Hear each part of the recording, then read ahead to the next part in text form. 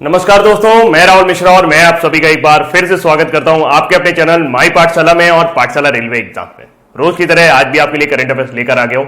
एक important question आपकी screen पर है कि अभी हाल ही में सेल यानी कि steel authority of India limited के चेयरमैन बदले गए हैं और ये अपॉइंटमेंट एक इंपॉर्टेंट अपॉइंटमेंट है आपके एग्जाम पॉइंट ऑफ व्यू से। तो यहां पर ये क्वेश्चन काफी इंपॉर्टेंट बनने वाला है। आपको अंदाजा लगाना है कि वाकई में वो कौन है। तो ज्यादा देर आपको इंतजार नहीं कराते हैं, वो है सोमा मंडल। सोमा मंडल जी जो होंगी वो नेक्स्ट चेयरमैन होंगी सेल की। सार्वजनिक उद्यम चयन बोर्ड ने सोमा मंडल को भारतीय इस्पात प्राधिकरण लिमिटेड का अगले अध्यक्ष के रूप में चुनाव किया है। कैबिनेट की नियुक्ति समिति की मंजूरी मिलने के बाद वह सार्वजनिक क्षेत्र की स्टील यानी कि इस तरह की जो पीएसयू है यानी कि steel authority of India limited की वो पहली महिला चेयरपर्सन बनेंगे और दुनिया में किसी भी स्टील कंपनी का नेतृत्व करने वाली पहली महिला भी बन जाएंगे। तो इस तरीके से आप देख सकते हैं ये काफी ज्यादा इंपॉर्टेंट होने वाला है। Steel authority of India limited की बात करें तो वर्तमान समय में अनिल कुमार चौधरी जी जो है वो चेयरमैन के तौर पर थे, जिनकी जगह अब सोमा मंडल आने वाली है। सेल का मुख्यालय नई दिल्ली में है। 19 जनवरी 1954 को इसकी स्थापना की गई थी। वैसे भारत में बात की जाए तो इतिहास में भारत में जो इस्पात आया है, जो स्टील आया है, इसकी 19वीं शताब्दी में इसकी शुरुआत हो गई थी और वर्तमान में अगर हम बात करें तो भारत विश्व का चौथा इस्पात उत्पादक देश है। भारत में पहला लौह उद्योग कारखाना 1874 ईस्वी में कुल्टी आसनसोल पश्चिम बंगाल में बंगाल आयरन वर्क्स के नाम से स्थापित किया गया था, लेकिन बाद में ये कंपनी बंद हो गई। फिर इसको सरकार ने अधिग्रहण कर लिया, फिर इसका नाम बदलकर बराकर आयरन वर्क्स कर दिया गया था। ये पहला स्थापित कारखाना था। जबकि बड़े पैमाने पर यानी कि पूरी तरीके से एक तरह से इंडस्ट्री के तौर पर पहली बार भारत में लौह इस्पात का कारखाना 1907 ईस्वी में जमशेदजी टाटा जी ने बिहार में साकची नामक स्थान पर खोला था। भारतीय लौह इस्पात कारखाना इसकी स्थापना 1918 में हुई थी और पश्चिम बंगाल के हीरापुर नामक स्थान पर इसकी स्थापना की गई थी। 1922 में यहां पे इस्पात का उत्पादन शुरू हुआ। बाद में कुल्टी, हीरापुर, बर्नपुर स्थित संयंत्रों को भी इसी में मिला दिया गया था। जबकि स्टील अथॉरिटी ऑफ इंडिया जो है वो अस्तित्व में आया है 24 जनवरी 1973 को।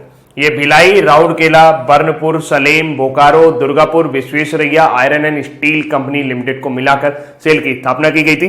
भारत में इस समय टिस्को जो है भारत का सबसे बड़ा स्टील उत्पादक कारखाना है। तो steel authority of India limited की चेयरपर्सन चेंज होने वाली है, उनका नाम होगा सोमा मंडल। अभी तक कौन संभाल रहा था? अनिल कुमार चौधरी। और steel authority of India limited का जो मुख्यालय है वो नई दिल्ली में है और अभी हाल ही में इसको 2010 में महारत्न का दर्जा प्राप्त किया था। अगली जानकारी तक चलते हैं। अगली जानकारी है कि नरेंद्र सिंह तोमर जी ने अभी हाल ही में कृषि मेघ नाम का एक डेटा सेंटर स्थापित किया है। यह डेटा सेंटर हैदराबाद में स्थापित किया गया है और सबसे बड़ी बात यह है कि केंद्र सरकार के प्रमुख अनुसंधान निकाय आईसीएआर का यह अंतर्गत कार्यालय होगा। आईसीएआर यानी कि Indian council for agriculture research. तो इनके जो भी आंकड़े होते हैं, जो भी ये जमीन से जुड़े आंकड़े इकट्ठा करते हैं, वो कहीं खराब ना हो जाएं या कहीं मिसप्लेस ना हो जाएं, तो उसको संभालने के लिए एक डेटा रिकवरी सेंटर बनाया गया है हैदराबाद में। अब आप सोच रहे होंगे कि आईसीएआर जो है वो नई दिल्ली में है तो हैदराबाद में क्यों बनाया गया? तो कई सारी वजह है। हैदराबाद में जो सबसे बड़ी वजह है बनाने का, क्योंकि हैदराबाद को भारत की आईटी राजधानी कहा जाता है, आईटी कैपिटल ऑफ इंडिया यानी कि information technology capital of India कहा जाता है। इस वजह से हैदराबाद में आईटी प्रोफेशनल की उपलब्धता अच्छे तरीके से की जा सकती है और दूसरा जो सेंटर डेवलप किया गया है वहां पर जो टेक्नोलॉजिकल आवश्यकता थी वो हैदराबाद में ज्यादा अच्छे से पूरी हो पाई। तो हाल फिलहाल आईसीएआर का एक डेटा रिकवरी सेंटर का मतलब आप समझ रहे हैं कि जहां पर कभी भी आईसीएआर को आवश्यकता होगी किसी डेटा की तो उसको सुरक्षित बनाए रखने के लिए एक सेंटर की आवश्यकता थी और वो कहां पर डेवलप किया गया है? वो आपका हैदराबाद में डेवलप किया गया है। इसका नाम क्या है? इसका नाम है कृषि मेघ। इसका उद्घाटन किया है केंद्र सरकार के मौजूदा समय में भारतीय कृषि अनुसंधान परिषद के मुख्य डेटा सेंटर राष्ट्रीय राजधानी में भारतीय कृषि सांख्यिकी अनुसंधान संस्थान में है, IASRI में है। डेटा रिकवरी सेंटर की स्थापना राष्ट्रीय कृषि अनुसंधान प्रबंधन अकादमी हैदराबाद में की गई है यानी कि NAARRM में की गई है। तो national academy for agricultural research and management ये हैदराबाद में स्थित है। यहां पर इसकी स्थापना की है और इसका जो उद्घाटन किया है वो आपके कृषि मंत्री नरेंद्र सिंह तोमर जी ने किया है। कृषि में की स्थापना राष्ट्रीय कृषि उच्च शिक्षा परियोजना के अंतर्गत की गई है जो सरकार और विश्व बैंक दोनों द्वारा फंडिंग की जा रही है। इसको बयान के मुताबिक इस डेटा केंद्र को भारत में कृषि क्षेत्र में ई गवर्नेंस, अनुसंधान, विस्तार और शिक्षा की गुणवत्ता, उपलब्धता और पहुंच को बढ़ाने के लिए और जोखिम को कम करने के लिए बनाया गया है। तो आपको सिर्फ इतना याद रखना है कि IACR कहां है? IACR जो है ये आपका नई दिल्ली में है। और अगर हम लोग बात करें तो त्रिलोचन मोहपात्रा वर्तमान समय में इसके हेड हैं, यानी कि आप अध्यक्ष हैं, और ये इसके डायरेक्टर जनरल हैं।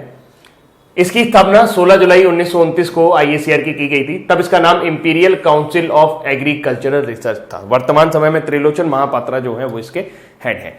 IACR की बात करें तो IACR भारत का उच्चतम संस्था है जो कृषि से जुड़ी अनुसंधान करता है, और इसका मुख्यालय नई दिल्ली में है, इतना जरूर याद रखिएगा। 16 जुलाई 1929 की इसकी स्थापना हुई थी। अगली जानकारी है, अब महिलाओं को भी या लड़कियों को भी अपने पैतृक संपत्ति में बराबर का अधिकार प्राप्त होगा। एक्चुअल में आपको पता लग रहा होगा कि ये रूल तो सर बहुत पहले ही आ गया, अभी नया क्या हुआ, 2005 में ही इसमें संशोधन कर दिया गया था, और फिर बेटियों को बेटों के बराबर दर्जा प्राप्त हो गया था कि उनको पैतृक संपत्ति में वो अधिकार प्राप्त हो जाएगा। इस कानून में एक दिक्कत ये थी कि इसमें ये बात स्पष्ट नहीं की गई थी कि 2005 से पहले, क्योंकि ये कानून 2005 में आया, 2005 से पहले अगर किसी पिता की मृत्यु हुई है तो उसकी संपत्ति में बेटी और बेटे को बराबर अधिकार मिलेगा या नहीं। तो सुप्रीम कोर्ट ने अब इसमें क्लैरिफिकेशन कर दिया है कि 2005 हो चाहे किसी भी ईयर हो, ये कानून सभी के लिए लागू है। कोई भी ऐसा पिता जिसकी मृत्यु हो जाती है और जब बंटवारे की बात आती है तो उसमें बेटी को भी बराबर हिस्सा दिया जाएगा। तो हाल ही में सुप्रीम कोर्ट ने 11 अगस्त 2020 को अपने आदेश में कहा कि संशोधित हिंदू उत्तराधिकार अधिनियम में एक बेटी संपत्ति के बराबर की अधिकारी होगी। सुप्रीम कोर्ट ने आदेश देते हुए कहा कि भले ही हिंदू उत्तराधिकार अधिनियम 2005 लागू हुआ हो, से पहले ही किसी की अगर मृत्यु हो गई होगी तो भी उनकी बेटियों को पैतृक संपत्ति पर अधिकार होगा। ये जस्टिस या ये न्याय जो है वो अरुण मिश्रा जी की पीठ ने दिया है। अरुण मिश्रा के साथ S अब्दुल नजीर और जस्टिस MR शाह भी इस पीठ में शामिल थे। 2005 में कानून बना था कि बेटा और बेटी दोनों को पिता की संपत्ति पर बराबर का अधिकार होगा, लेकिन उस समय यह स्पष्ट नहीं था कि यदि पिता की मृत्यु 2005 से पहले हुई है तो इस कानून में ऐसे परिवार को लागू होगा कि नहीं होगा। तो अब फिलहाल ये क्लियर हो गया कि हाँ, ये ऐसे परिवार पर भी लागू होगा। अगली जानकारी है connecting, communicating and changing. Connecting, communicating and changing, ये पुस्तक आप दोबारा पढ़ रहे हो। इससे पहले भी मैंने आपको बताया था कि ये एक कॉफी टेबल से नाम से बुक लॉन्च की गई थी, जिसमें उपराष्ट्रपति वेंकैया नायडू के कार्य का, यानी कि उनके जो भी उपराष्ट्रपति के कार्यकाल के दौरान उन्होंने जो भी गतिविधियां की हैं उनके बारे में उल्लेख है, उनके भाषणों का इसमें उल्लेख है। तो इसका संबंध किससे है? कनेक्टिंग, कम्युनिकेटिंग एंड चेंजिंग, इसका संबंध किससे है? इसका संबंध हमारे उपराष्ट्रपति वेंकैया नायडू जी से है। तो केंद्रीय सूचना और प्रसारण मंत्री प्रकाश जावड़ेकर ने अभी हाल ही में कनेक्टिंग, कम्युनिकेटिंग नामक पुस्तक के ई संस्करण का अनावरण किया है। इस पुस्तक में एम वेंकैया नायडू के भारत के उपराष्ट्रपति के रूप में 3 साल के कार्यकाल के बारे में बताया गया है। उपराष्ट्रपति वेंकैया नायडू ने 11 अगस्त 2020 को अपने पद पर 3 साल पूरे कर लिए हैं। यह पुस्तक उपराष्ट्रपति वेंकैया नायडू के भाषणों का संकलन है। 250 से अधिक प्रश्नों की यह पुस्तक इस कड़ी की तीसरी पुस्तक है, जिसका प्रकाशन विभाग द्वारा ही प्रकाशित किया गया है। इसमें राज्यसभा के उपाध्यक्ष और अध्यक्ष के रूप में उनके प्रयासों के परिणामों की एक झलक दिखाई जाएगी। और इसके अलावा इस पुस्तक की एक प्रिंट कॉपी टेबल संस्करण भी केंद्रीय रक्षा मंत्री श्री राजनाथ सिंह द्वारा पहले जारी किया जा चुका है। Connecting, communicating, changing, important book है, याद रखिएगा। Connecting, communicating, changing, CCC Venkaiah Naidu. अगली जानकारी है, ये खबर ने तो हल्ला मचा के रखा हुआ है पूरे विश्व में। कोविड-19 की वैक्सीन आ गई है। अब हल्ला मचना स्वाभाविक है, क्योंकि जब कोविड-19 आया तो कुछ लोगों ने इसको आपदा के तौर पे देखा, तो कुछ लोगों ने इसको अवसर के तौर पर देखा। नई वैक्सीन आएगी, सबसे पहले जो बना लेगा उसकी वैक्सीन ज्यादा बिकेगी, और जिसकी ज्यादा बिकेगी उसको पैसा भी ज्यादा मिलेगा। तो ऐसे में सभी देश कोरोना वायरस के दौरान तेजी से वैक्सीन बनाने में लगे हुए थे। लेकिन रूस ने दावा किया है कि उसने एक पर्टिकुलर वैक्सीन बना ली है जो पूरी तरीके से स्वस्थ कर देती है और 2 साल के अंदर 2 साल तक की इम्यूनिटी प्रदान करेगी। रूस ने तो यह भी दावा किया कि रूस के जो राष्ट्रपति हैं व्लादिमीर पुतिन, पहला टीका उनकी बेटी को लगाया गया है। लेकिन इसके लिए WHO ने भी इसको नाराजगी जताई, कई सारे अमेरिका, फ्रांस वगैरह ने भी इसमें नाराजगी जताई है कि इस तरह की वैक्सीन को डेवलप करने में कम से कम 10 साल लग जाते हैं, क्योंकि इसमें 3 ट्रायल का होना जरूरी है। पहले सैंपल लेवल पर इसका ट्रायल किया जाता है, फिर कुछ लोगों पर ट्रायल किया जाता है, और फिर हजारों लोगों पर इसका ट्रायल किया जाता है, और महीनों तक इसका ट्रायल किया जाता है। जब उसके अपेक्षित परिणाम आ जाते हैं उसके बाद ही इस वैक्सीन को मार्केट में उपलब्ध कराया जाता है। लेकिन रूस ने दावा किया कि ये वैक्सीन है, ये सुरक्षित है और अपने तीसरे परीक्षण के दौर में है। लेकिन उससे पहले ही वहां की जो एजेंसी है, जो रूस की एजेंसी है, जो जिसने इसको नियामक दिया है, उन्होंने इसको लाइसेंस दे दिया कि ये पूरी तरह से फ्रूटफुल है और इसको अपना लेना चाहिए। और देखते ही देखते 20 देशों ने अरबों डॉलर की वैक्सीन रूस से मंगाना शुरू कर दिया है। रूस ने हालांकि कहा है कि इसका उत्पादन सितंबर से शुरू होगा। तो रूस के व्लादिमीर पुतिन ने घोषणा की है कि देश में तैयार की गई स्पुतनिक 5 ये वैक्सीन का नाम है, कोविड-19 वैक्सीन के इस्तेमाल के लिए सफलतापूर्वक पंजीकृत कर लिया गया है। रूस के स्वास्थ्य मंत्रालय ने मॉस्को के गोमालाया, यहां पर लिख लीजिएगा गामालाया, क्योंकि कई वेबसाइट में गामालाया मिला है मुझे और कई वेबसाइट में मुझे गोमिया मिला है, तो मैं दोनों में कंफ्यूज था कि गोमिया नाम है उसका कि गामालाया नाम है। तो गोमिया इंस्टीट्यूट द्वारा विकसित ये दुनिया की कोविड-19 वैक्सीन के लिए नियामक ने मंजूरी दे दी है। इसके साथ ही रूस कोरोना वायरस वैक्सीन को पंजीकृत करने वाला पहला देश बन गया है। 3 चीजें इस वैक्सीन का नाम है स्पुतनिक 5। किसने डेवलप किया है? गामालाया या गोमिया इंस्टीट्यूट ने इसको डेवलप किया है, रूस ने डेवलप किया है और ये पहला देश है जिसने ये डेवलप किया है। कोविड-19 वैक्सीन परीक्षण के दौरान सभी मानदंडों पर खरी उतरी है और ये कोरोना वायरस से पूरी तरह से सुरक्षा यानी इम्यूनिटी को बनाए रखने का काम करती है। हालांकि देश और विदेश के कई वैज्ञानिकों ने चरण 3 से पहले वैक्सीन को पंजीकृत करने के विकल्प पर सवाल खड़े किए हैं और आमतौर पर कई महीनों और हजारों व्यक्तियों पर यह ट्रायल किया जाता है, उसके बाद ही वैक्सीन बनती। भारत ने भी उन 20 देशों में अपना नाम लिखवा दिया है जो वैक्सीन मंगा रहे हैं। फिलहाल भारत की तैयारी जो वैक्सीन को लेकर है, वर्तमान समय में भारत में 3 कंपनियां ऐसी हैं जो प्रॉपर तरीके से वैक्सीन के काम में चल रही हैं, जिसमें से सबसे आगे चल रही है कोविशील्ड, एस्ट्राजेनेका और सीरम इंस्टीट्यूट ऑफ इंडिया जो कि पुणे में है, उसके द्वारा मिला करके वो वैक्सीन बना रहे हैं और ये अपने भारत में यानी कि सबसे तेजी से बनने वाली वैक्सीन है जो कि फेज 3 ट्रायल में पहुंच गई है। अभी फेज 1 एंड फेज 2 के ट्रायल में चल रही है कोवैक्सीन, ये भारत बायोटेक है। भारत बायोटेक भारत की पहली कंपनी है जिसने वैक्सीन बनाने का दावा किया था, लेकिन अभी भी ये ट्रायल 1 और ट्रायल 2 में ही है। इसके अलावा एक और कंपनी है, अहमदाबाद बेस्ड है ये कंपनी और इसका नाम है जाइडस कैडिला। जाइडस कैडिला की बात करें तो जाइडस कैडिला भारत की सबसे बड़ी फार्मा कंपनियों में से एक है और इसे फार्मास्यूटिकल जायंट भी कहा जाता है। तो इसने बताया कि इसने फेज 1 की टेस्टिंग को कंप्लीट कर लिया है और जल्द ही जाई कोविड टी नाम से एक वैक्सीन बाजार में उतारेगी। नाम जरूर याद रखिएगा, कोवैक्सीन जो है ये भारत बायोटेक की है। जाइकोव-डी जो है ये आपकी जाइडस कैडिला की है, जबकि कोविशील्ड जो है ये एस्ट्राजेनेका प्लस SII यानी कि serum institute of India Pune, ये पुणे में बन रही है, ये अहमदाबाद में बन रही है और ये हैदराबाद में बन रही है। भारत बायोटेक कंपनी जो है ये हैदराबाद बेस्ड लिमिटेड है।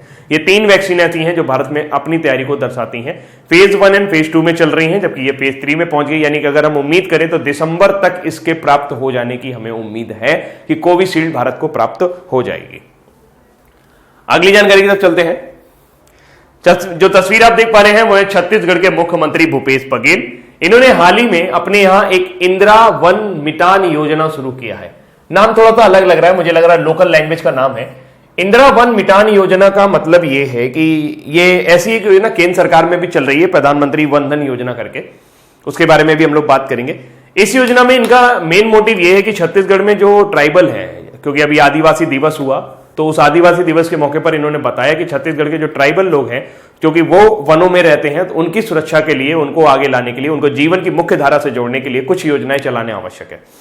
ऐसे में इन्होंने एक प्रोग्राम बनाया। इस प्रोग्राम के अंतर्गत क्या करना है कि जो वनों का उपज होता है, यानी कि छोटी लकड़ियां हो गई, औषधि हो गई, जो भी वन से जो भी प्रोडक्ट्स आते हैं उनको इकट्ठा किया जाएगा, उनकी प्रोसेसिंग की जाएगी और उनको मार्केट में बेचा जाएगा और उसके बाद जो पैसा आएगा वो उन आदिवासी जनजातियों को दिया जाएगा। इसके लिए उन्होंने 10,000 गांव सेलेक्ट किए हैं और जहां 10 से 15 लोगों युवकों को, यानी कि जो युवा लोग होंगे उनको इकट्ठा किया जाएगा और उनको इकट्ठा करने के बाद उनको उसके काम के उनको वनों के उपज को बटोरने के बारे में बताया जाएगा, उनको संग्रह करवाया जाएगा। जब वो वनों के उपज को बटोर लाएंगे फिर उसको प्रोसेसिंग किया जाएगा, यानी कि मार्केटिंग के लिए उसके पैकेजिंग वगैरह किया जाएगा और फिर उसको मार्केट में टर्न आउट किया जाएगा। तो छत्तीसगढ़ सरकार द्वारा इंदिरा वन मितान योजना शुरू की गई है। इस योजना का लक्ष्य राज्य के वनवासियों को आत्मनिर्भर बनाना है। इस योजना के तहत सरकार राज्य के आदिवासी क्षेत्र के 10,000 गांवों को सेलेक्ट कर रही है और उसमें युवाओं के समूह बनाएगी और वे सभी वन आधारित आर्थिक गतिविधियों का संचालन करने के लिए जिम्मेदार होंगे। उसके लिए पूरा का पूरा जो प्रोसेसिंग है इसमें, इस योजना में खास बात यह है कि जितने भी युवा इसमें इन्वॉल्व होंगे उनको मैनेजमेंट से लेकर प्रोसेसिंग तक की पूरी जिम्मेदारी खुद दी जा रही है। उसमें कोई भी सरकारी कर्मचारी इन्वॉल्व नहीं होने वाला। इन आर्थिक गतिविधियों से वनवासियों के लिए स्वरोजगार के अवसर पैदा होंगे और इस योजना के तहत छत्तीसगढ़ सरकार ने अनुसूचित क्षेत्रों में 19 लाख परिवारों युवा समूह को माध्यम से कवर करने की योजना की है। योजना का बजट भी बहुत बड़ा है, 8,50,000 करोड़ रुपए का बजट इस योजना के लिए रखा गया है, जो कि अपने आप में बहुत बड़ा है। ये समूह पेड़ों के प्रबंधन करेंगे और वन क्षेत्रों के पेड़ों से वनोपज एकत्र करेंगे। इसके अलावा वे वन उपज को सही कीमत सुनिश्चित करने के लिए वन उपज की खरीद की व्यवस्था भी करेंगे। तो इस तरह से जो बेरोजगार युवा है उनको मुख्य धारा से जोड़ने के लिए इस योजना को शुरू किया गया है। लेकिन सिमिलर स्कीम केंद्र सरकार भी चला रही है, प्रधानमंत्री वन धन योजना। प्रधानमंत्री वन धन योजना की शुरुआत 14 अप्रैल 2018 को प्रधानमंत्री नरेंद्र मोदी ने छत्तीसगढ़ में अंबेडकर जयंती के दौरान बीजापुर से की थी। इस योजना का उद्देश्य गैर लकड़ी के छोटे छोटे वन उत्पाद को इकट्ठा करना और वन की वास्तविक संपत्ति का उपयोग करके जनजातियां हैं, जो ट्राइबल लोग हैं, उनको आजीविका प्रदान करना है। इसे लिए प्रशिक्षण और तकनीकी सहायता प्रदान करने के लिए इसकी पूरी जिम्मेदारी ट्राइफेड को दी गई थी। ट्राइफेड का मतलब होता है tribal cooperative marketing development federation of India. ये भारत सरकार की जो भी कृषि से जुड़ी हुई नीतियां होती हैं उसमें विपणन अगर आ जाता है, जैसा कि आप नाम से समझ सकते हैं कि भारत के जनजातीय सहकारी विपणन विकास संघ, यानी कि जो भी कृषि से जुड़ी हुई सहकारी समितियां होती हैं उनके विपणन, उनके मार्केटिंग के लिए जो काम करना होता है, क्योंकि उन सहकारी समितियों के पास खुद इतना पैसा नहीं होता कि वो खुद की मार्केटिंग कर सकें, तो ट्राइफेड उन्हें एक बाजार उपलब्ध कराता है। वन धन विकास केंद्र की स्थापना इसमें लाई गई थी कि वन धन विकास केंद्र का स्थापना किया जाएगा। वन धन विकास केंद्र का मतलब ऐसे केंद्र से है जहां पर ये जो भी संग्रह करता होंगे, जो भी वो उपज बटोर के लाएंगे, उसका प्रोसेसिंग वहां पर किया जाएगा। उसका प्रोसेसिंग करने के बाद उसका मार्केटिंग करने का जिम्मेदारी पूरा ट्राइफेड का रहने वाला है। अब दोनों योजनाओं में जो मेन अंतर यही है कि इसमें ट्राइफेड को इन्वॉल्व किया गया है, जबकि छत्तीसगढ़ सरकार ने ट्राइफेड को इन्वॉल्व न करके ये उन्हीं लोगों पर छोड़ दिया है कि जो ऐसा करना चाहते हैं वो युवा आगे आए। सरकार उन्हें पैसे देगी, सरकार उन्हें चीजें देगी, सरकार उन्हें नीतियां देगी, सरकार उन्हें शिक्षा देगी, साथ साथ उन्हें ट्रेनिंग भी देगी ताकि जाके वो चीजें डेवलप कर सकें। क्योंकि छत्तीसगढ़ की बात हो रही है। अच्छा, इसमें वन धन योजना की बात करें तो इस योजना की विशेषता ये थी कि 30 जनजाति समूह इसमें शामिल किए गए थे, जिसमें से 10 स्वयं सहायता समूह गठित किए जाएंगे और प्रशिक्षण के साथ साथ आर्थिक मदद भी दी जानी थी। स्वयं सहायता समूह उत्पादों को अपने राज्य के साथ साथ पूरे देश में बेच सकेंगे और वन धन विकास केंद्र में उत्पाद का स्टॉक रखने और प्राथमिक प्रसंस्करण की सुविधा उपलब्ध होगी। इसको PPP मॉडल यानी कि पब्लिक प्राइवेट पार्टनरशिप के आधार पर इसको शुरू किया गया था। दो बातें इंपॉर्टेंट है वन धन योजना के लिए। 14 अप्रैल 2018 को यह योजना शुरू हुई है छत्तीसगढ़ के बीजापुर से। 14 अप्रैल को हम लोग बाबा भीमराव अंबेडकर जी की जयंती मनाते हैं। इसके अलावा छत्तीसगढ़ की बात निकली है तो छत्तीसगढ़ के बारे में बात करते हैं। पिछले 6 महीने के करंट अफेयर्स को देखने की कोशिश करते हैं। भूपेश सिंह बघेल द्वारा अभी हाल ही में एक रोजगार संगी नाम का एक ऐप लॉन्च किया गया था छत्तीसगढ़ की राजधानी रायपुर में, ताकि जो लोग बेरोजगार हो गए हैं वो रोजगार पा सकें इस ऐप के जरिए। भूपेश सिंह बघेल जी ने अभी हाल ही में गौरेला पेंड्रा मावेही नाम का एक 28वां जिला जो है वो छत्तीसगढ़ में बनाया है। छत्तीसगढ़ में अब 28 जिले हो गए हैं, पहले 27 थे और 28वां जिला कौन सा बना है? गौरेला पेंड्रा मावेही। इसके अलावा छत्तीसगढ़ सरकार ने अभी हाल ही में राजीव गांधी किसान न्याय योजना शुरू की थी। ये एक बीमा स्कीम है, फसल बीमा योजना के अंतर्गत आती है और इसके जरिए किसानों को अगर उनकी फसल नष्ट हो जाती है तो उसके लिए उनको बीमा के जो पैसा होगा वो उनको प्राप्त होगा। छत्तीसगढ़ जो है ये आपका एम्प्लॉयमेंट, मनरेगा के अंतर्गत एम्प्लॉयमेंट देने का लिए सबसे बड़ा राज्य निकल के आया है इस साल, जबकि अभी तक मनरेगा जब से स्टार्ट हुआ है उनमें से टॉप नंबर पर यूपी ने रोजगार दिया है। कंफ्यूज मत होइएगा, इस साल टॉप पर छत्तीसगढ़ है इस साल रोजगार देने के मामले में, कोविड-19 लॉकडाउन के दौरान भी। और अगर देखा जाए ओवरऑल अभी तक जब से मनरेगा स्टार्ट हुआ है तब से अभी तक सबसे ज्यादा रोजगार देने वाला जो राज्य है वो यूपी है। ये मैं कई बार बता चुका हूं। और छत्तीसगढ़ के सीएम जो पहले सीएम थे अजीत जोगी जी, वो अभी हाल ही में 74 साल की उम्र में उनका निधन हो गया था। और छत्तीसगढ़ जो है ये पहला स्टेट है जिसने गोधन न्याय योजना शुरू की है। गोबर के बदले रुपया प्राप्त होगा उनको, ताकि जो गोबर है उसका कंपोस्ट खाद में बदला जा सके और फिर खाद को बेच के पैसा कमाया जा सके। कैपिटल रायपुर है, गवर्नर अनुसुईया उइके हैं, चीफ मिनिस्टर भूपेश सिंह बघेल है, इंडियन नेशनल कांग्रेस से आते हैं। वाइल्ड एशियन बफेलो यानी कि जंगली एशियाई भैंसा जो है यहाँ का स्टेट एनिमल है, राजकीय पशु है। और स्टेट बर्ड जो है हिल मैना यानी पहाड़ी मैना आप इसे कह सकते हैं। नेशनल पार्क में बात करें, Kutru national park, very important, कई बार पूछा गया है कि कुतरू नेशनल पार्क कहां पर है, तो ये छत्तीसगढ़ में, इसको याद रखिएगा। And Kanger Valley national park, it's also in Chhattisgarh. Guru Ghasidas जिसे संजय वन भी कहा जाता है, ये भी आपका छत्तीसगढ़ में ही है। लोकसभा में आपको 11 सीटें देखने को मिलेंगी, जबकि राज्यसभा में आपको 5 सीटें छत्तीसगढ़ से देखने को मिलती हैं। सेम जानकारी आपकी हिंदी में भी उपलब्ध है, इसे आप पढ़ लीजिएगा।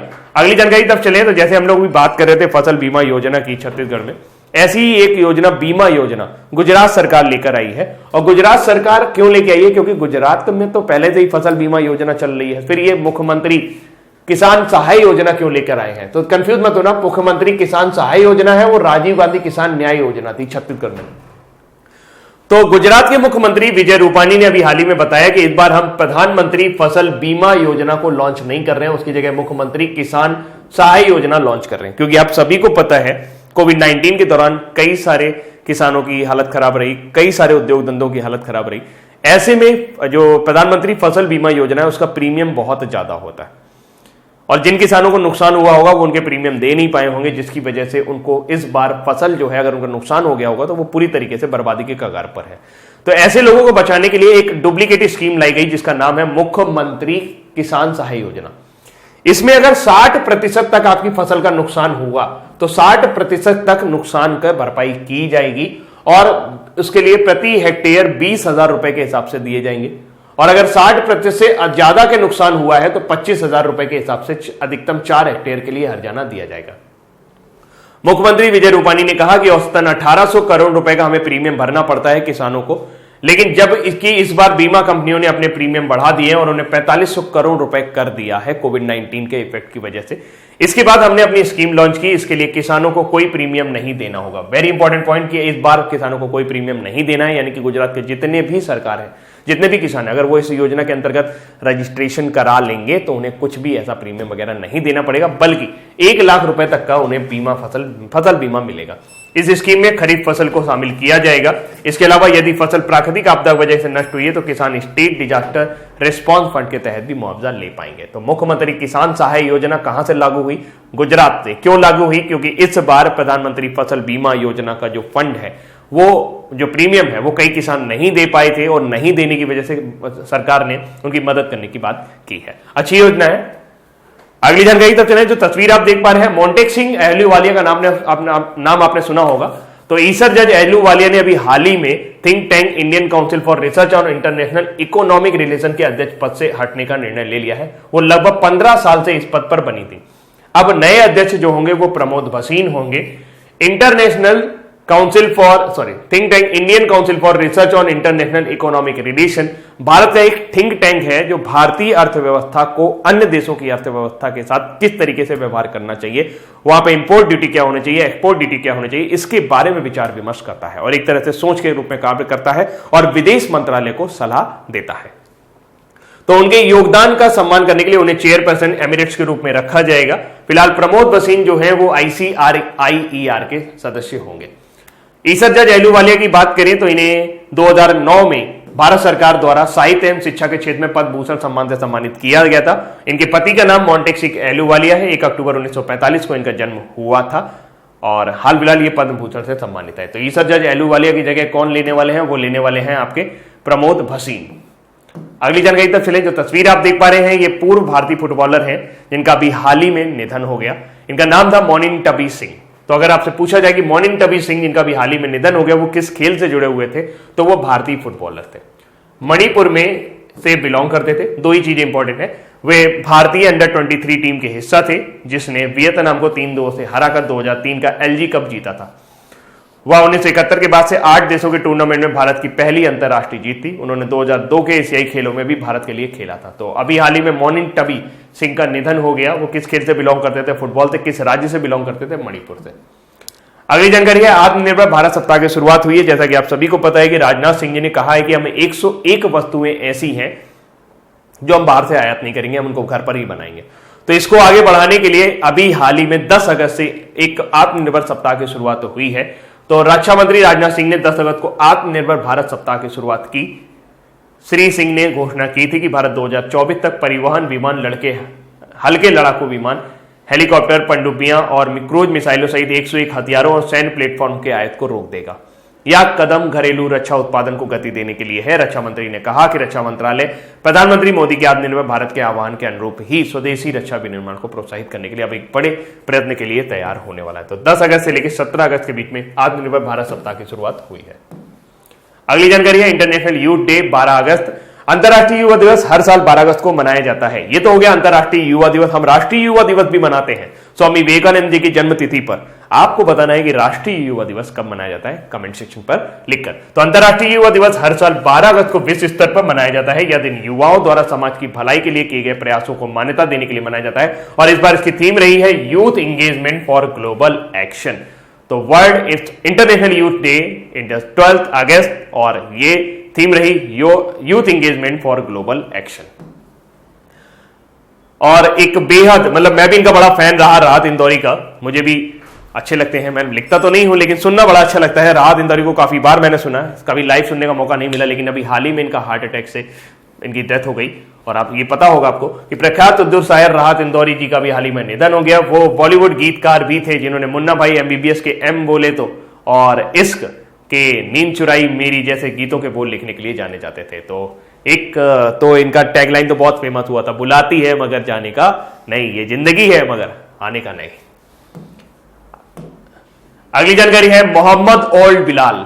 ओल्ड नाम जरूर है लेकिन उतना ओल्ड दिख नहीं रहे हैं ये। तो मोहम्मद ओल्ड बिलाल को मॉरिटेनिया का नया प्रधानमंत्री नियुक्त किया गया है। बस इतना ही जानना हमारे लिए पर्याप्त है। मोहम्मद ओल्ड बिलाल मॉरिटेनिया के नए प्रधानमंत्री बने हैं। मॉरिटेनिया कहां का देश है? मॉरिटेनिया पश्चिमी अफ्रीका का एक देश है। आप देख सकते हैं यहाँ पे पश्चिमी अफ्रीका में।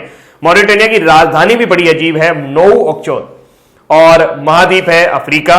मॉरिटेनिया में मुद्रा चलती है ओगिया या उगिया और आधिकारिक भाषा वहां पे अरबी बोली जाती है। अभी हाल ही में कुछ और अपॉइंटमेंट्स हुए हैं प्रधानमंत्री के तौर पर, जिनमें से एक है ट्यूनीशिया में अभी हाल ही में हिचेम मचीची को प्राइम मिनिस्टर नियुक्त किया गया है। महिंद्रा राजपक्षे जो है दोबारा से श्रीलंका के PM बने हैं, जबकि मार्क फिलिप और मोहम्मद इरफान अली, मार्क फिलिप जो है वो प्रधानमंत्री बने हैं गुयाना के, जबकि मोहम्मद इरफान अली गुयाना के राष्ट्रपति बनाए गए हैं। एक बार दोबारा से नजर डालते हैं।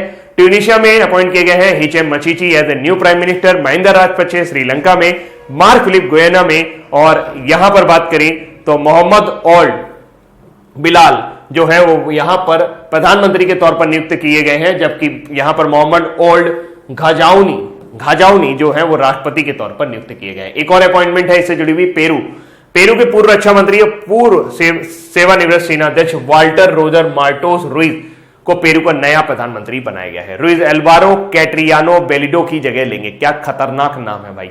शपथ ग्रहण समारोह लीमा के गवर्नमेंट पैलेस में आयोजित किया जाएगा। पेरू की राजधानी लीमा और सबसे बड़ा शहर भी लीमा है और आधिकारिक भाषा केचुआ भाषा। मुद्रा यहां पर याद रखिए न्यूवो सोल चलती है। पेरू जो है ये भी दक्षिण अफ्रीका का देश है। यहां पे दक्षिण अफ्रीका, यहां पेरू है, आप थोड़ा सा ऊपर चले जाओगे तो आपको मॉरिटेनिया मिल जाएगा। तो दोस्तों आप चलते हैं हमारे वन लाइनर की तरफ। स्टील अथॉरिटी ऑफ इंडिया के नए अध्यक्ष के रूप में किसे चुना गया है? सोमा मंडल को। 15 वर्षों तक भारतीय आर्थिक अनुसंधान परिषद के अध्यक्ष के रूप में काम करती हुई जिन्होंने अभी अपने पद से हटने का निर्णय लिया है वो है ईसर जज एलूवालिया। इनकी जगह नियुक्त किए जाएंगे प्रमोद भसीन और मणिटमी सिंह। इनका भी हाल ही में निधन हो गया। वो किस खेल से जुड़े हुए हैं? फुटबॉल से। किस राज्य से थे? मणिपुर से। और केंद्र सरकार के प्रमुख अनुसंधान निकाय ICAR के महत्वपूर्ण आंकड़ों की जानकारी की सुरक्षा हेतु कहां पर एक डेटा रिकवरी सेंटर स्थापित किया गया है? उसका नाम क्या है? उसका नाम है कृषि मेघ हैदराबाद।